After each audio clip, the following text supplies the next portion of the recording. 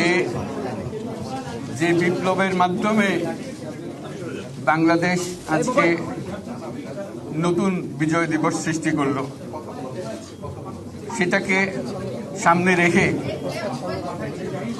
এবং আরো মজবুত করে আমাদেরকে সামনে এগিয়ে যেতে হবে।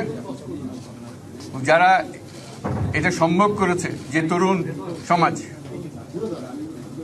তাদের প্রতি আমি আবার সমস্ত প্রশংসা এবং কৃতজ্ঞতা জানাচ্ছি তাদেরকে। তারা আমার পাশে আছে।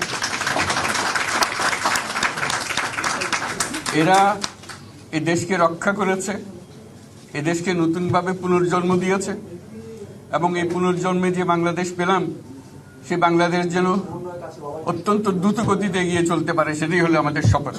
সেটা আমরা রক্ষা করতে চাই, এগিয়ে যেতে চাই। আজকে আবু সাঈদের কথা মনে পড়ছে আমাদের।